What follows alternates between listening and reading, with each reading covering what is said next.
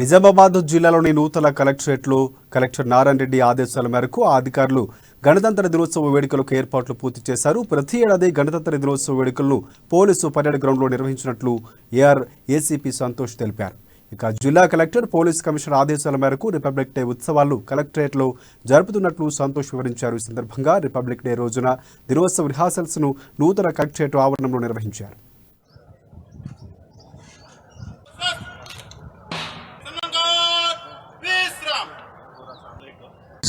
Parade ground నుండి venue change అయ్యి collectorate మార్చడం జరిగింది. దీని గురించి మా రిజర్వ్ పోలీస్ తరఫున పరేడ్ కూడా ఏర్పాటు చేయడం జరుగుతుంది. దీనికి మా ఏఆర్ తరఫున ఒక 50 ర్యాంక్స్ ను పరేడ్ గురించి ప్రిపేర్ చేస్తున్నాము.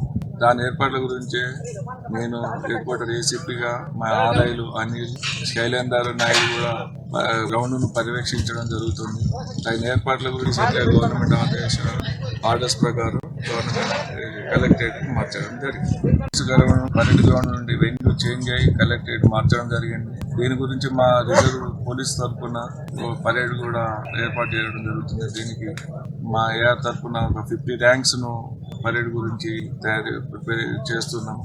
దాని ఏర్పాట్ల గురించి నేను హెడ్ క్వార్టర్ ఏసీపీగా మా ఆర్ఐలు అనిల్, శైలేందర్ నాయుడు కూడా గ్రౌండ్ ను పర్యవేక్షించడం జరుగుతుంది. దాని ఏర్పాట్ల గురించి గవర్నమెంట్ ఆర్డర్స్ ప్రకారం కలెక్టరేట్ మార్చడం జరిగింది. పరేడ్ గ్రౌండ్ నుండి వెన్యూ చేంజ్ అయ్యి కలెక్టరేట్ మార్చడం జరిగింది. దీని గురించి మా రిజర్వ్ పోలీస్ తరఫున పరేడ్ కూడా ఏర్పాటు చేయడం జరుగుతుంది. దీనికి